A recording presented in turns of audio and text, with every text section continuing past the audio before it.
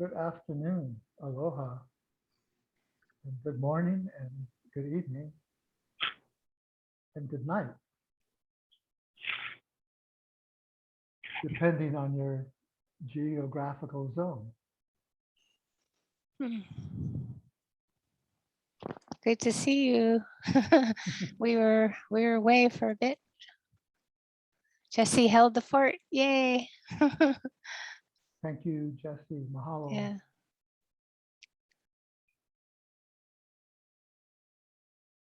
Oh, all right.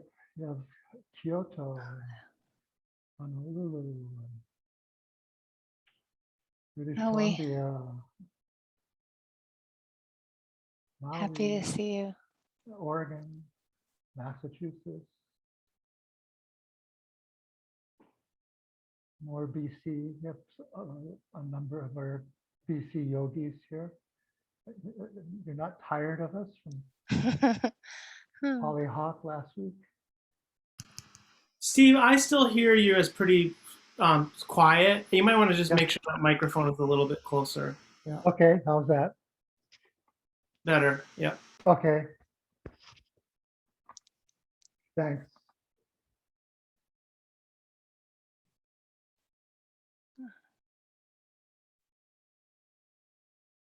Good.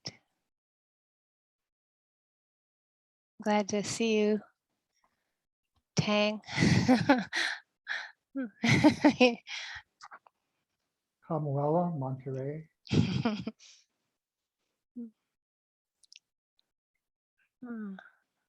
Monterey. Yeah. Well, I hope you took the time to see each other on the quilted pages. Takes time. Worth taking the time.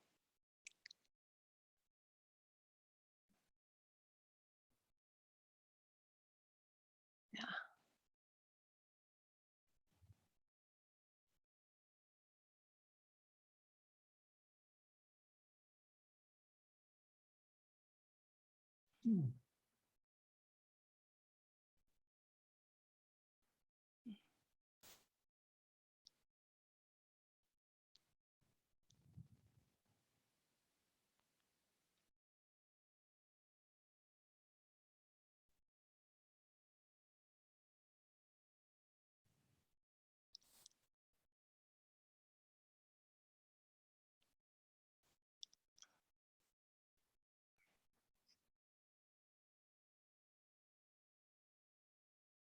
Well, if we're ready for exploration.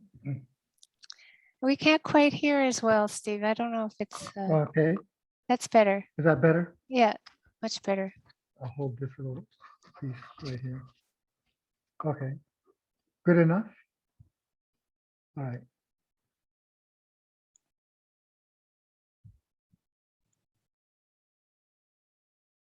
All right. It's an experiment.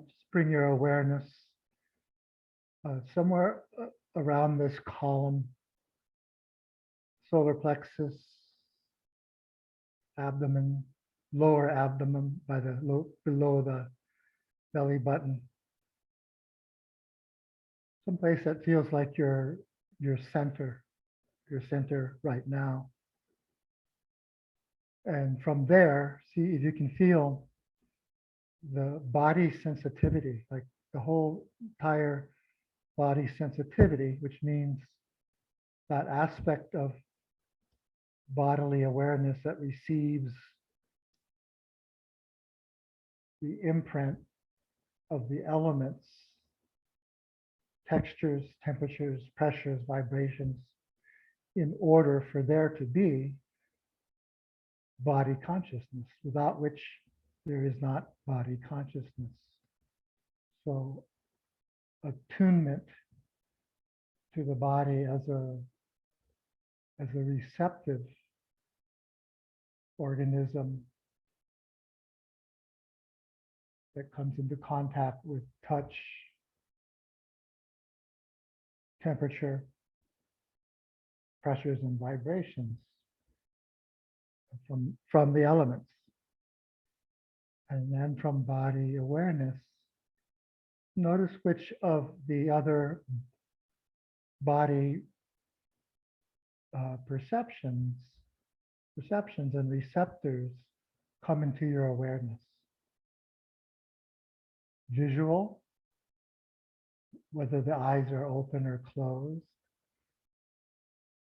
It is aware of the eye, receive eye sensitivity and light, ear sensitivity and sound vibration, the nose sensitivity, fragrance, the tongue sensitivity, taste, mind sensitivity here at the solar plexus, and thought formations, emotional formations, and the knowing of knowing, the knowing that arises at these sensitivities, seeing, hearing, smelling, tasting, touching, and thinking. Just abiding quietly in this knowing, letting go the instructions, letting go the concepts of sensitivity and imprint. Just with the knowing, experience what you're experiencing.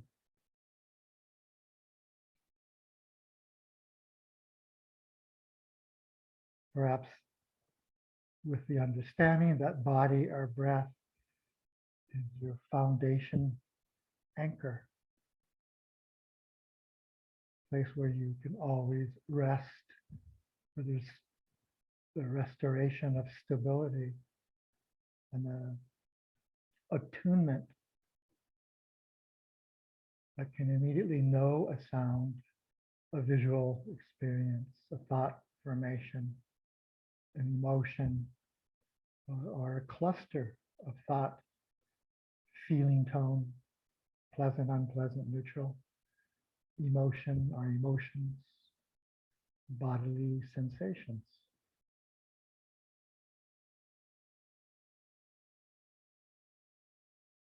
And that all of this phenomena is streaming along,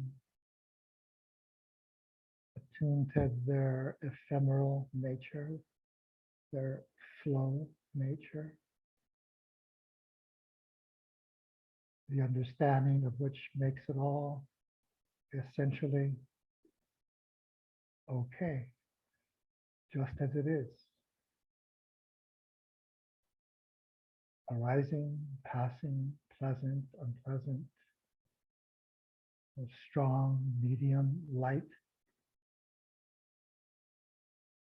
as the formation arising. And that restful sense of just abiding, the seclusion it provides, the protection from intrusions of distraction, wanting, not wanting, fear, desire,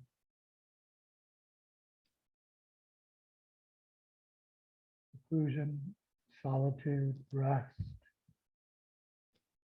getting to know these refuges right here in the body, right now, in the moment. Leaning back on time and letting experience do the work. Doing nothing. Doing nothing with full commitment.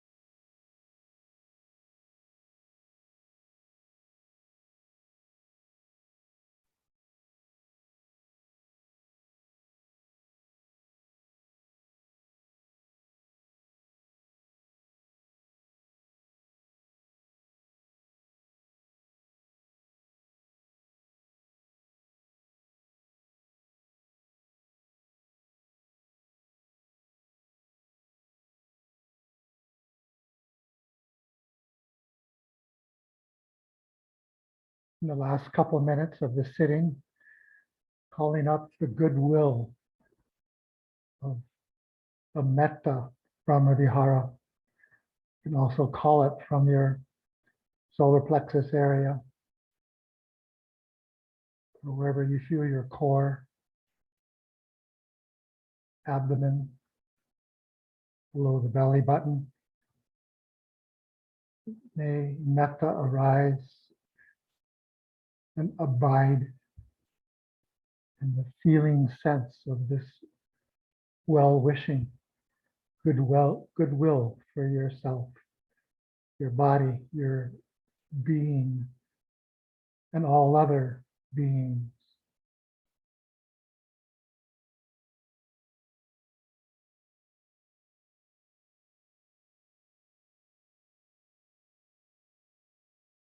The simple abiding in metta,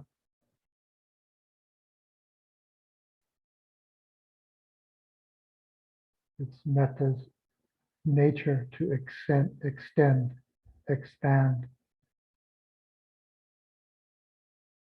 Its boundless nature.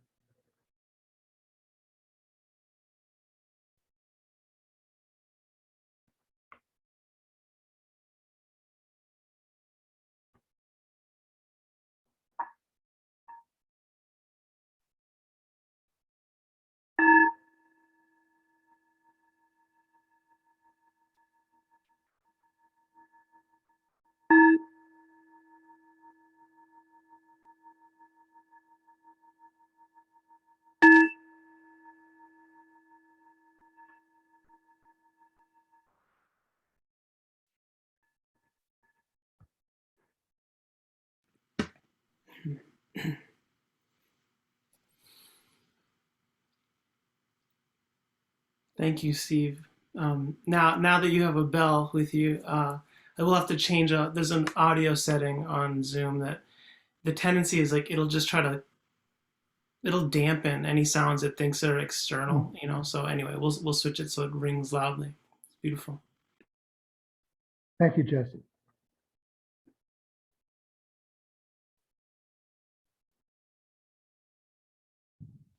A beautiful new bell. I didn't know that about Zoom. Been using it for 2 years. We've been ringing other bells like the Burmese bell, Yeah. the temple That's- bell. That's a real bona fide bell you have there now. Indeed, lovely gift.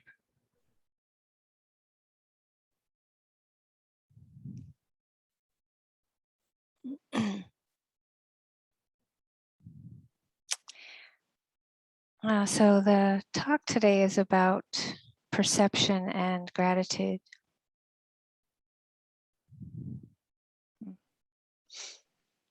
When I was 11 years old, a family moved across the street from me, and the woman turned out to be my first spiritual friend. The Buddha said, a spiritual friend is a rare and precious type of human being. When my mom died, when I was about 13, and no one acknowledged that anybody had died, she gave me the book Siddhartha by Hermann Hesse. That was her way of offering a way for me to try to understand that my mom, what happened. And it was as you can imagine, an incredible gift that I continue to be incredibly grateful for. And I never really thought about how old she was in terms of my age and her age, but as she's actually gotten older, I'm starting to pay attention. She's 84 now, and I'll be 70 very soon. And there was always this feeling that her and her husband would live in the neighborhood, and it's sort of the only beings left where I grew up, that I grew up with, and but they decided they had to sell at 84, and they've had the home for 6 years. And I've been watching her go through this process so graciously, and they've given all their furniture to the neighbors, so that all the neighbors have come and gotten things. And she sent me a photo just a few days ago of just a mat. They just have a mat in the living room floor. That's all that's left. And there's a box, an empty box next to the mat. Said she started to feel like a snake shedding its skin.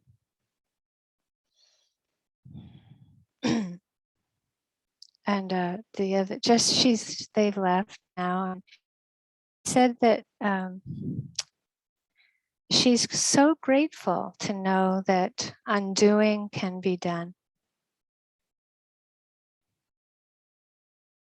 Undoing, so grateful to know that undoing can be done.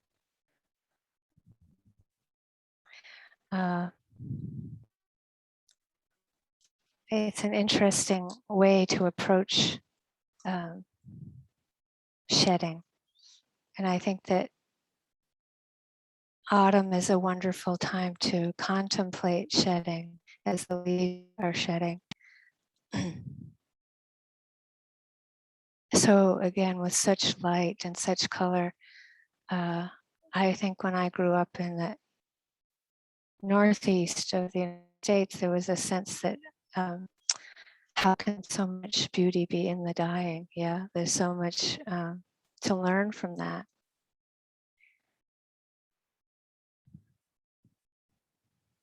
And I think that the teaching of the Buddha on the impermanent is so important, because then, of course, each moment is shedding itself, right? Each moment is taking birth and dying. Every moment is appearing, disappearing, and when we're really, it just seems to be just disappearing. It's going so fast. You can only see, you can't grasp it. You can't see the birth, death as much as that it's just blurred disappearances.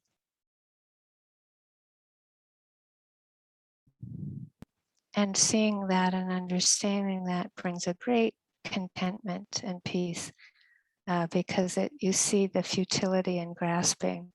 You just start to prefer not grasping anything, because it's just disappearing moment by moment. And I think that it's about more and more kindness as well, and compassion for us all, these love and wisdom. As the insight deepens, just the love deepens and the insight deepens.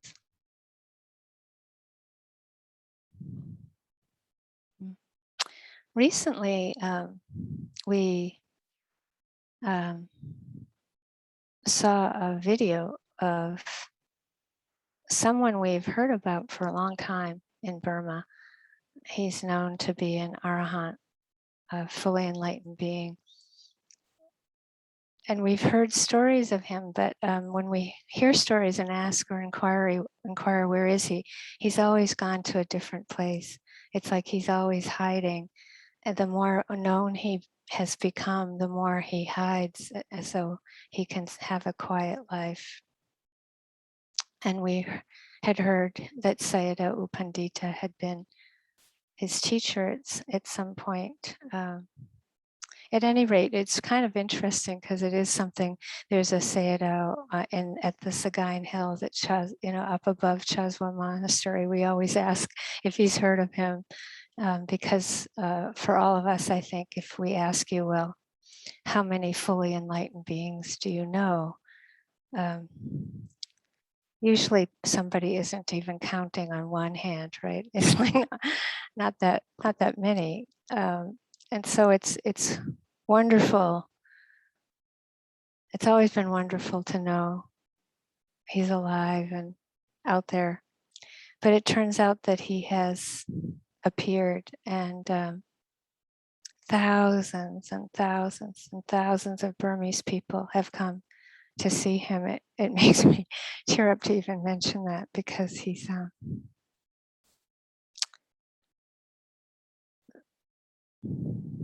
the people in Burma, the ones that we know and love, they really respect their saints. They really love their saints, and this is one.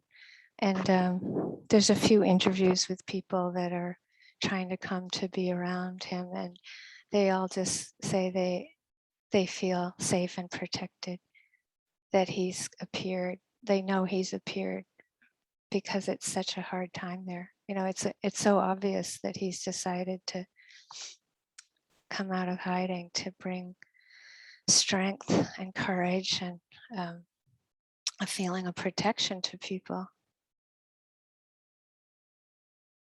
So you see in that just thousands of people coming, just that sense of gratitude that he has managed to be fully liberated.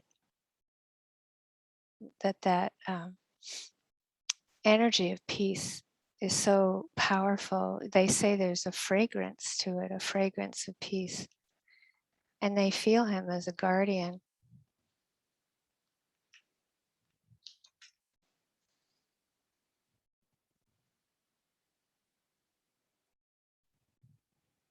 I'd like to read a little question and answer from the book I Am That with Sri Nisargadatta Maharaj. He said, perceptions based on sensations shaped by memory imply a perceiver whose nature you never cared to examine. Give it your full attention. Examine it with loving care, and you will discover heights and depths of being which you did not dream of, engrossed as you are in your puny image of yourself. Question: I must be in the right mood to examine myself fruitfully. And he said, you must be serious, intent, truly interested, and you must be full of goodwill for yourself.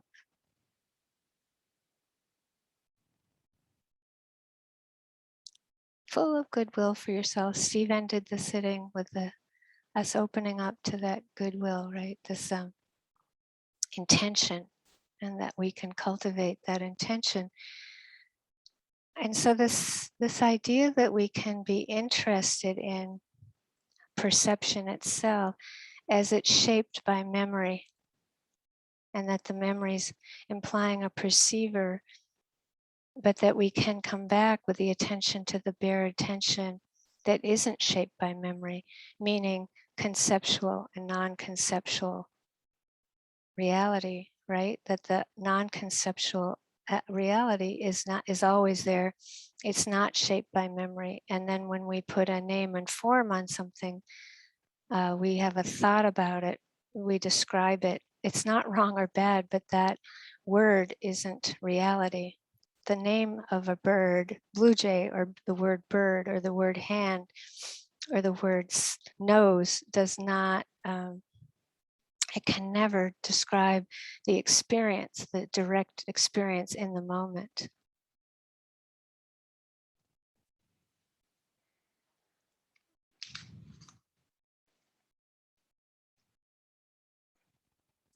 So a lot of the practice moment by moment is that attempt to not condemn or push away concept, to be grateful for concept, but to know that that isn't reality, and that there's a way that we just are interested in having the attention become receptive.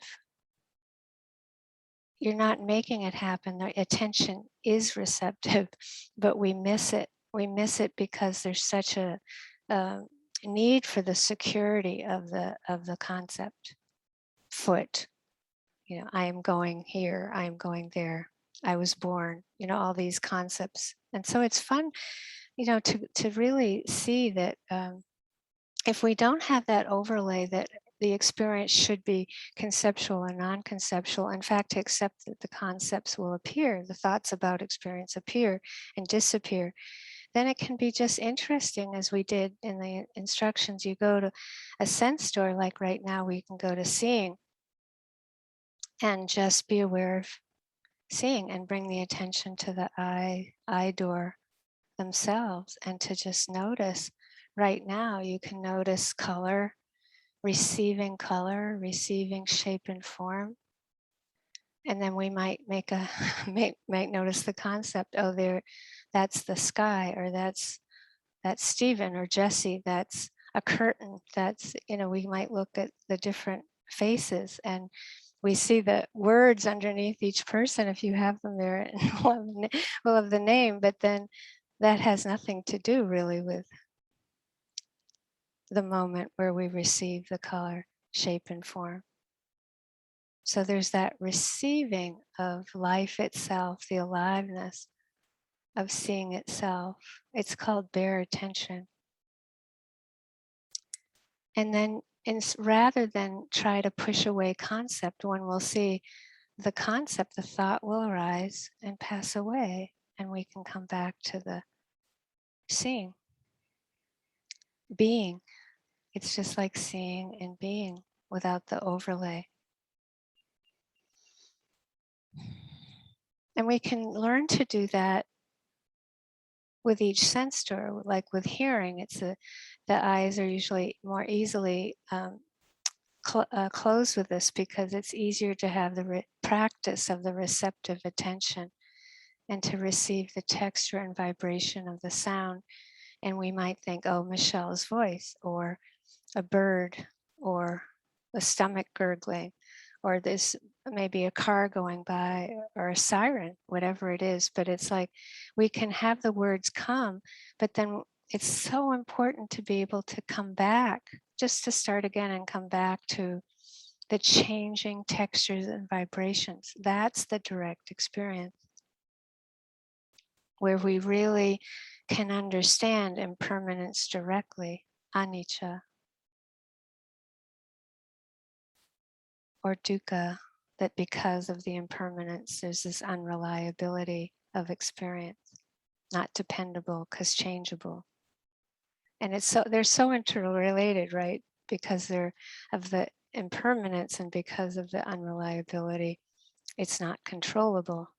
So the insight comes from receiving directly the changing textures and vibration, rather than the word bird is dead. It's not alive. And I'll go a little more quickly, but with the nose and the mouth, as again, Steve guided us, but it's like that sense of receiving. The smell is probably the most difficult to just be with the sensations. It's so evocative.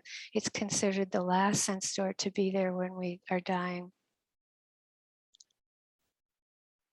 And to just go, oh, for me, it's like, oh, it's a flower, and then just the tendency is to name it and to not come back to the sensations, the changing sensations. But certainly when it's pleasant or unpleasant or neutral, when it's pleasant or very unpleasant, something in the refrigerator has been there too long, right? It's like, do we stop, right? And go, oh, instead of like, oh, it's the lettuce, whatever, it's like you come back and just see, can I just be with these sensations, receptive?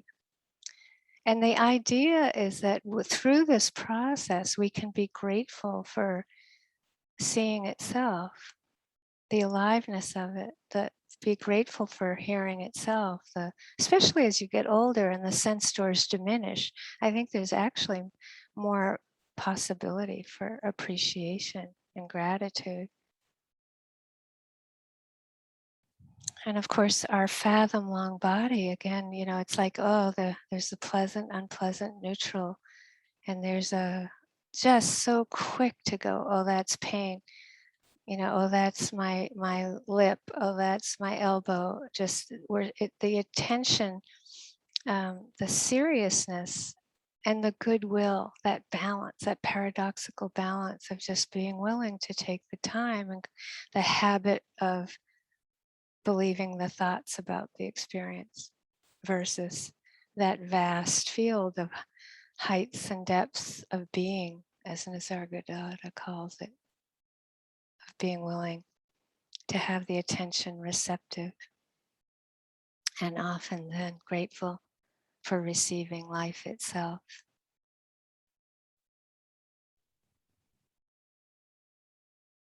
Well, I think as one does get older, it's it's so powerful, because what we often take for granted, you can't take for granted anymore. And there's a possibility for more gratitude for what we do have or had. And then I think the mind door, I'll touch I'm standing, I think you can see me, but just that the mind door is considered to be in the body here, not up in the head. And that I think that gratitude that's possible for being able to think, or the gratitude that's possible for being able to have emotions. Again, pleasant, unpleasant, neutral. I think sometimes when we're in a lot of emotional pain, we'll just think, oh, this is just too painful. And yet this is what allows us to just care and feel. It's like, and the thinking allows us to be able to function in the world. And we tend to, like, if it's unpleasant or repeating, or all the ways we have aversion to thought, or all the ways we have aversion to emotion, and yet it's like having a body, like, or being aware of hearing. It's like the possibility of starting to have this bare attention and perceiving thought just as thought, without the content. So you pay attention to it. Is it black and white? How quickly is it moving? Is it colorful? Is it an image rather than a word?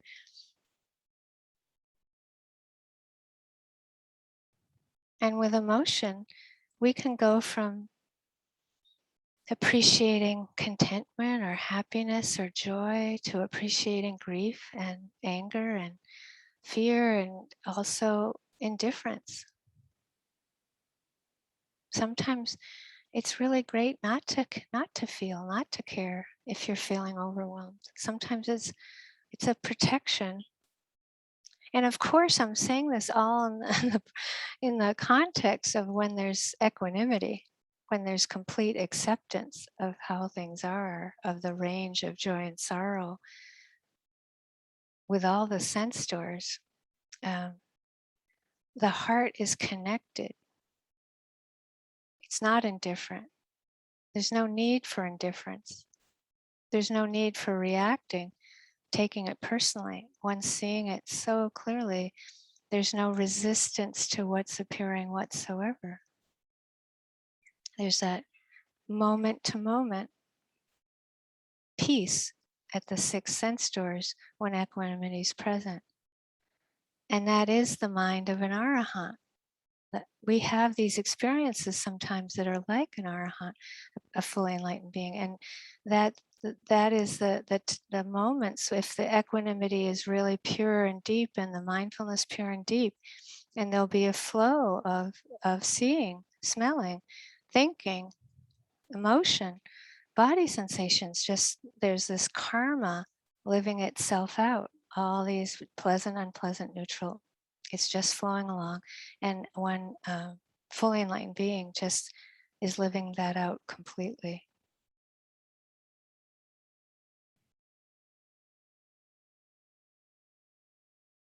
We all have that possibility of that amazing kind of peace.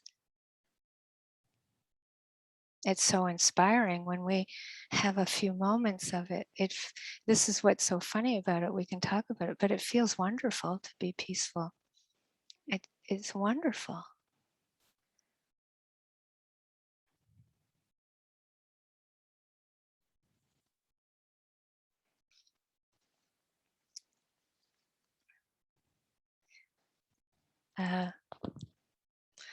Antoine de Saint-Exupéry wrote the book Le Petit Prince, The Little Prince. And in it he said, and now here is my secret, a very simple secret. It is only with the heart that one can see rightly. What is essential is invisible to the eye.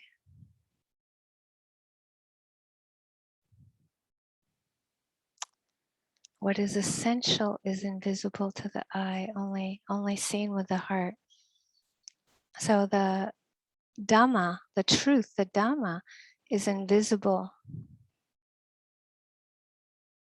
but it's palpable, very palpable, and we can see the understanding of the Dhamma, of the truth expressed in generosity, or expressed in kindness, or expressed in joy and compassion, forgiveness, peace, wisdom, gratitude, determination, resolution. It's like it's invisible, but palpable in its expression.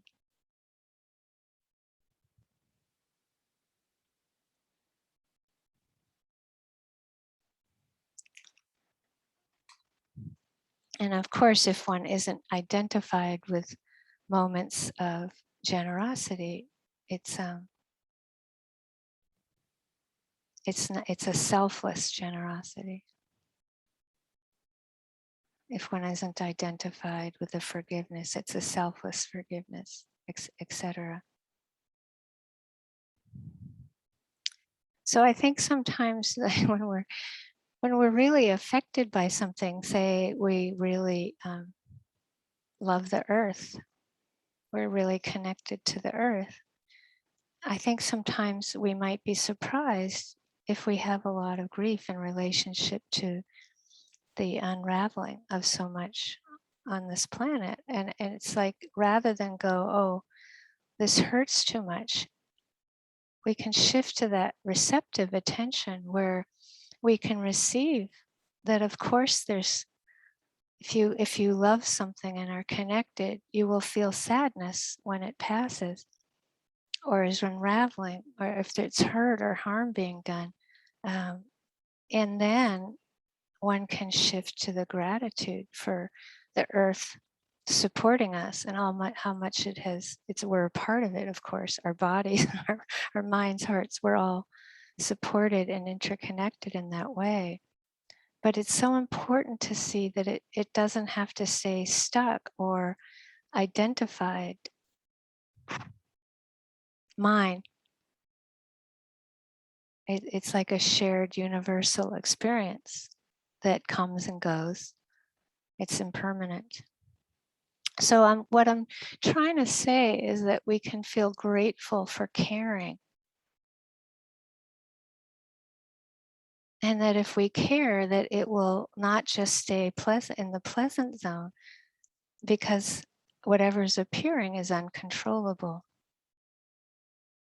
So it's the belief that we can control, where when you start trying to, again, being interested in how this despair can happen, we can understand that if we could believe we can control our body's aging, for example, or control whatever, it's like, of course it's going to lead into taking it personally and thinking one's a failure. A lot of people, I remember reading, there's a comedian who has a great name, Norm McDonald, and he hid, a nice Canadian comedian, he hid from everybody that he had cancer for a really long time. Nobody knew. And so when he died, it was this huge shock. And then one of his comedian friends wrote that one of the things he really had a hard time with was when somebody died after they call it, they lost the battle with cancer. They lost the battle. And he railed against that, to feel like you failed at the end of your life. Like he just railed against it. So he decided not to tell anybody.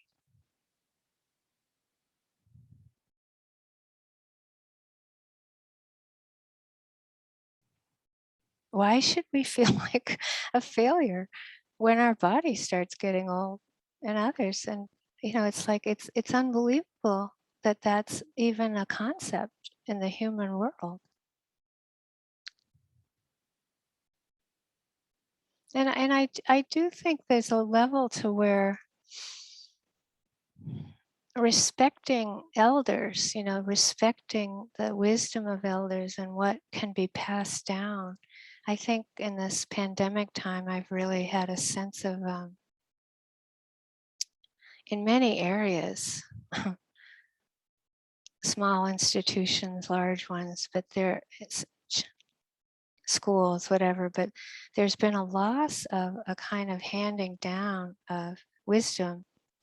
That maybe be one of the biggest sadnesses of this time, that the isolation, and hopefully, I think a lot of people have tried to, through Zoom, have tried to maintain a sense of connection and lineage and transmission and wisdom through this time period. And I think it's taken a lot of effort on a lot of people's part.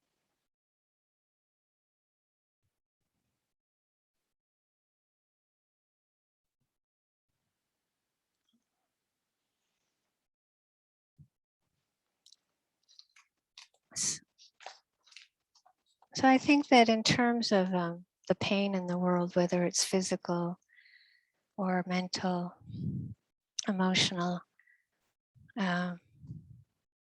it's important to look at when we feel defeated by it and to be careful of, try to be out of great goodwill again, out of great love and interest, that we can look at.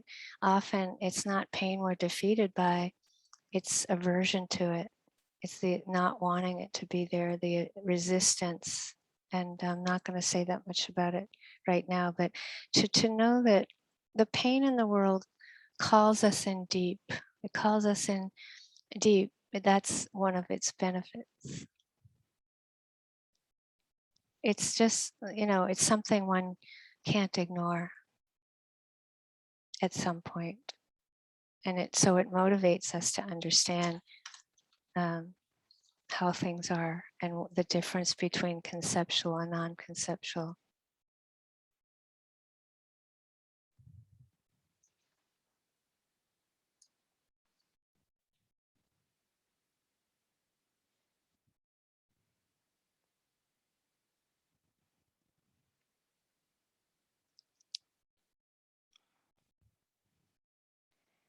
We managed to have an in-person retreat up in British Columbia last week. And it took a lot of work ahead of time to really put in the protocols and conditions that we felt that it was protected and safe. And no one got COVID. So I think that was huge. Like if you look at a success, it's for me, it felt like we can do this. We can do this sometimes, not all the time. It's a tremendous amount of effort, and not everyone would do it. And we're planning to do lots of Zoom retreats next year, a few in-person retreats, but it felt if everyone cooperates, that it's workable. And I just wanted to say that I've never gone on a trip that had so many obstacles on it, like getting there. It was like the amount of adrenaline and willpower, the amount of obstacles were so amazing. Just to get into Canada was so much work. And so it seemed like we finally had things ready to go. And there was a bomb cyclone in British Columbia. And so 5 of us, the manager, 2 teachers, 2 students, we couldn't get there for 2.5 days. And the electricity the power went out for that amount of time, and there was no electricity, there was no heat in the buildings, and there was no light at night. Like, it was amazing how much, again, the vicissitudes of life were appearing so much. And it felt like it really brought everybody deeper. And that's like what I would just say about it is that it was intense, but there is that example again that when things are difficult, it requires one to shift out of like automatic pilot, and it just requires starting again and being willing to, we can't do Zoom. We're going to have to figure out another way, audio recordings. And what was my favorite moment was that we had done all that effort to get there. And then Steve and I ended up having to talk on our phone to give instructions, not even on Zoom. We were wanting an in-person retreat, and here we were like not even able to see anybody and talking into our phones for our Dharma talks. And it was so wonderful. I was like, this is awesome. This is like, way to go, karma, right? And then, when you finally get there and you're in person, it's like, wow, the appreciation and the gratitude.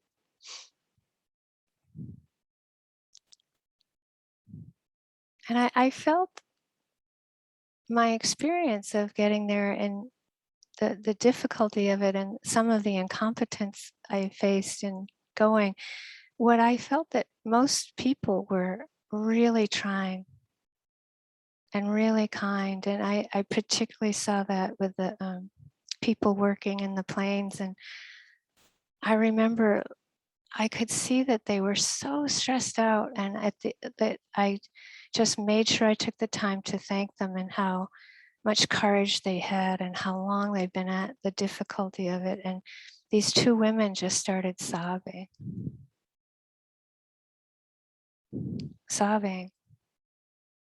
from somebody thanking them and noticing.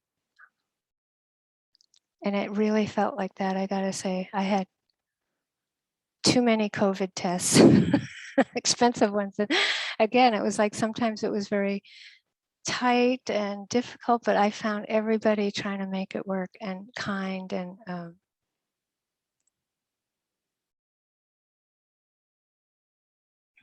it really is a time that I'll share one more thing, which is going by the elementary schools in Vancouver, where I have certain routes I take when I'm in the city, and all the children masked in the schools and the windows and out at recess, and just that feeling of like when you see that it's like this in the whole planet. It's like this in the whole planet's been dealing with this. And when you don't travel, you don't always notice how universal it has been and how intense it's been. I can't quite put it into enough words, but it was like that feeling of like just one place, going to one place, just seeing like that feeling of like, whoa, the level to which how many people are on the planet. And how many people, a lot of people are trying to make it work and are kind, not all. But it is heartening to see that, and to see that there's a way that we can practice this perception and bear attention, the receptive attention and the gratitude. It's like, it's really important to know we can have a gratitude practice no matter how hard it is.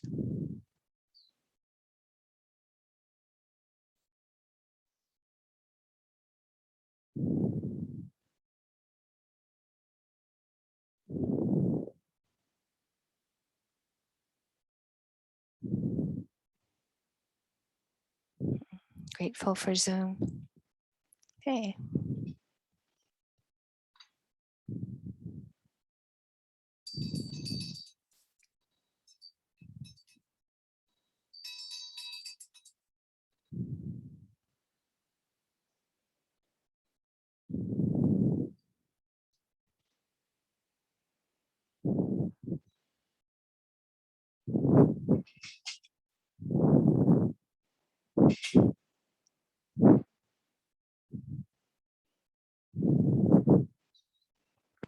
It's harder to run a retreat when you're not there. I can tell you that. It's a lot more work.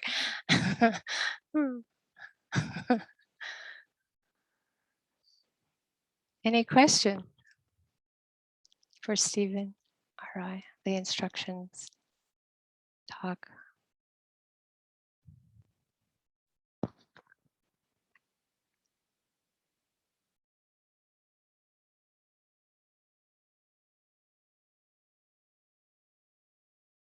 Oh, Jesse, is that video of the Arahant up on the website or just Facebook?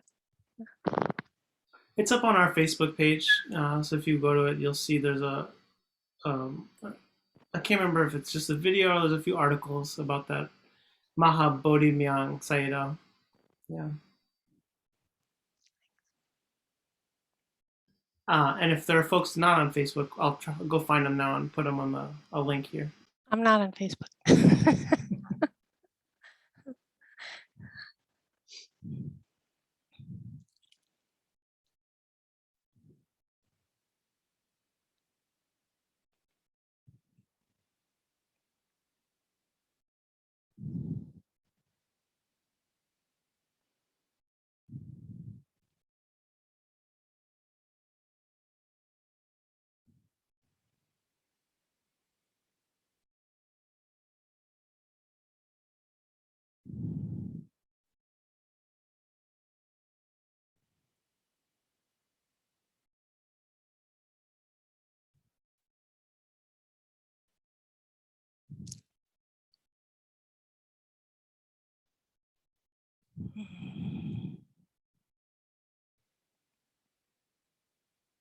Thank you.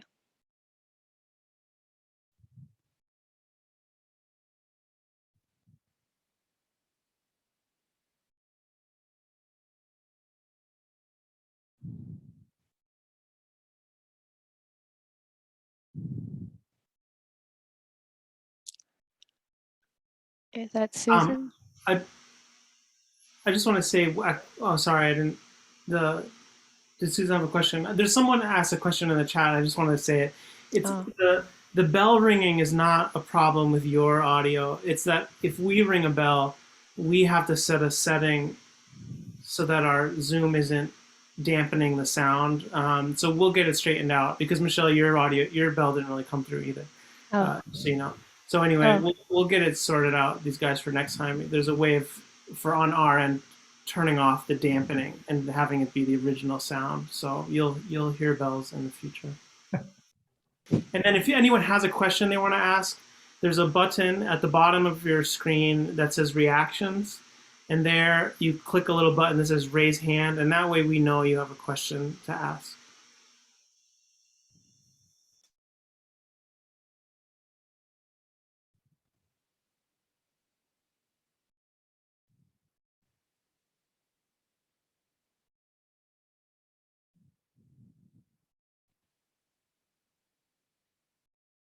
Everyone's basking in gratitude. Great.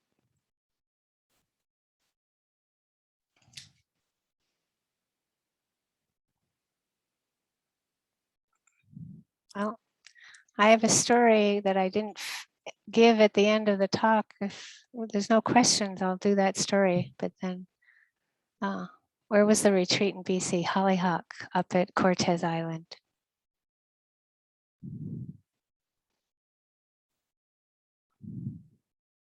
It was 32 degrees at night, by the way.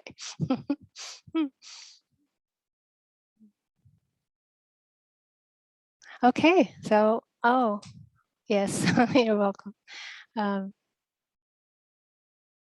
But the last thing I was going to talk about was a friend in Vancouver, actually, that has had a cat for 12 years, a beautiful cat. She lives alone, so this cat has been her dear Tomo companion friend. And this cat had a regular schedule for 12 years. So, just came and ate at this time. They'd take a nap together at this time. He'd go to bed at this time for 12 years. And he didn't come home recently. And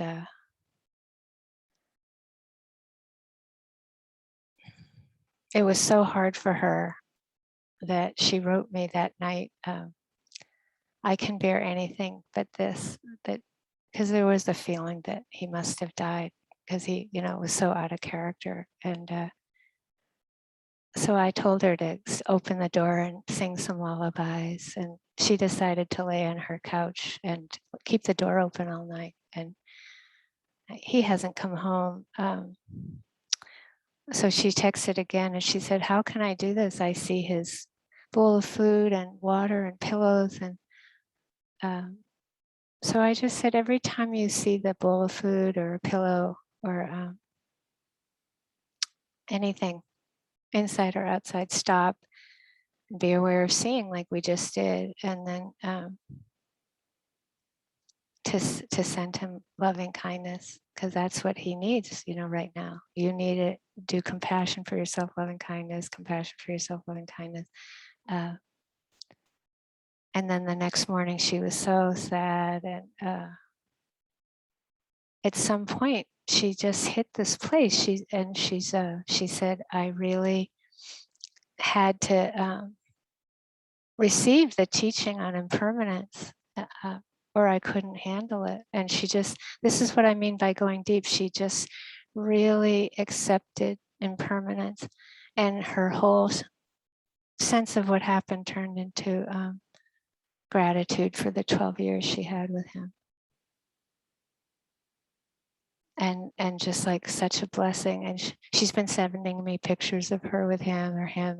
And it's not that she doesn't have grief, but she has this immense gratitude practice happening. And it all came out of her impermanence understanding.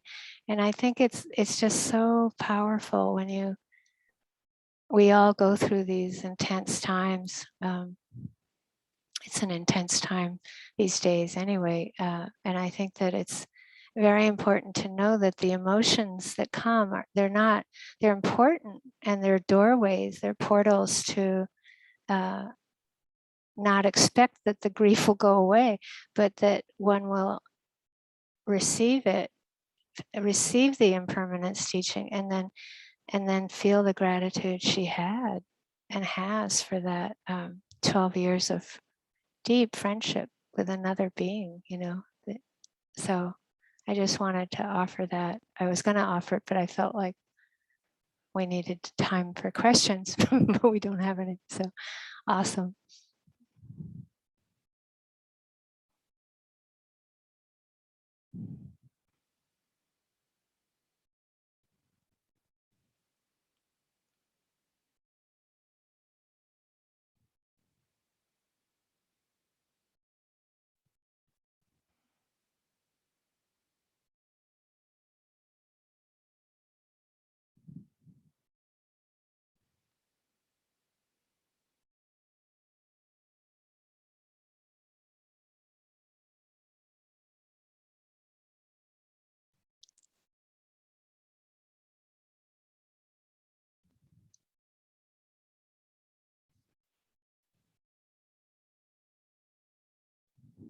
Oh,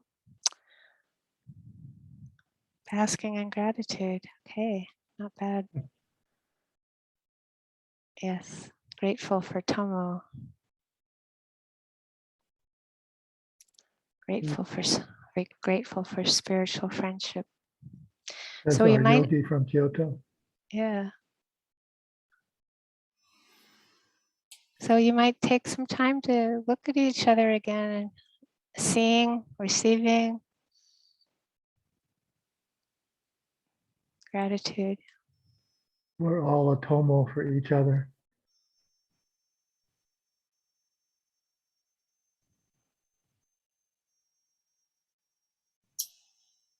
I won't be here next week. A few of you are signed up for, I think, for the retreat at Spirit Rock. I'll have to go through some of this rigmarole that Steve and Michelle had to deal with, but just I don't know for what reason I wanted to share that. It's about half of the group is totally new, young yogis who've never sat a retreat before, and there's something encouraging about that. After these a couple of years of pandemic, of people being able to sit together, so nice to see a few of you, and I'll see the rest of you in a couple of weeks on the way back. So may we all feel safe and protected.